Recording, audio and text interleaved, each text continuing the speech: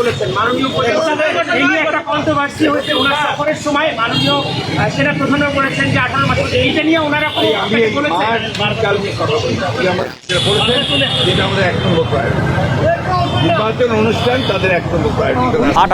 8 August থেকে আজকে 2 মাস পূর্তি হতে অন্তর্বর্তী সরকারের ঠিক 4 দিন বাকি রয়েছে। ঠিক এমন সময় যে সংলাপ মির্জা ফখরুলের যে বক্তব্য আপনি শুনলেন সেই ডাইমেনশনের এক ধরনের পরিবর্তন আমরা দেখলাম। মানে তার বক্তব্যের না, রাজনীতিতে যেই ধরনের কথাবার্তা গত 2 মাসের মতো সময় ধরে চলছিল সেই সবচেয়ে বেশি আলোচিত হচ্ছিল সংস্কার শব্দটি, এবং সেখানে এই সংস্কারটি আসলে কে করবে, কিভাবে করা হবে তা নিয়ে এক ধরনের বিতর্ক ছিল। সংস্কার কমিশন গঠন করা হয়েছে পৃথক 6 জনকে দিয়ে, সেটি আমরা দেখতে পেয়েছি। এবং আজকের যে সংলাপ সেটি আসলে সরকারের সাথে রাজনৈতিক দলগুলো, আওয়ামী লীগ ছাড়া রাজনৈতিক দলগুলো 3য় দফা আসলে আনুষ্ঠানিক বৈঠক। তারা 8 আগস্টে সরকার গঠন করার আগে একবার বসেছিলেন, সেনাপ্রধান সেবার ডাক দিয়েছিলেন। এরপরে এখানেই মির্জা ফখরুল ইসলাম আলমগীরের সাথে মাসখানেক আগে কথা বলেছিলেন প্রধান উপদেষ্টা ডক্টর মোহাম্মদ ইউনূস, এবং এরপরে অন্যান্য রাজনৈতিক দলগুলোও কথা বলেছিল।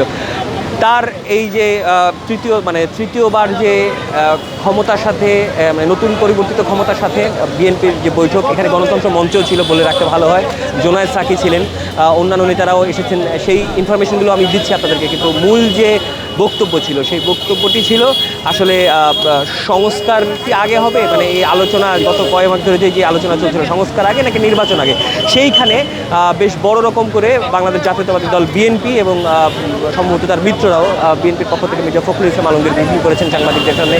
তার সাথে বিএনপির যত হাইকমান্ডের নেতা ছিলেন তারা উপস্থিত ছিলেন, এবং সেখানে তাদের যে বক্তব্য সেই বক্তব্য কিন্তু বলছে যে তারা সংস্কারের চাইতেও এই মুহূর্তে গুরুত্বপূর্ণ নিচ্ছেন, তাদের মোস্ট প্রায়োরিটি 1 নম্বর প্রায়োরিটি হচ্ছে নির্বাচন। এবং সেই নির্বাচনের করার ক্ষেত্রে তারা শুরুতেই নির্বাচন কমিশন গঠনের জন্য জোর দিয়েছেন প্রধান উপদেষ্টার কাছে, এবং এরপরে তারা নির্বাচন কমিশনের গঠনের পরে তারা দ্বিতীয় যে সর্বোচ্চ গুরুত্বপূর্ণ যে বিষয়টি দেখেছেন সেটি হচ্ছে আইন এবং বিচার ব্যবস্থা, যার সাথে আসলে আইন শৃঙ্খলা বাহিনীও আইন শৃঙ্খলা অবস্থাও জড়িত রয়েছে। প্রথমত দেশ থেকে যারা পালাচ্ছেন তারা কীভাবে পালাচ্ছেন, মানে আওয়ামী লীগ নেতাদের ছবি বিভিন্ন জায়গায় আসছে দেশের বাইরে, তারা কীভাবে সেখানে গিয়েছেন সেই প্রশ্নটি তিনি সামনে এনেছেন।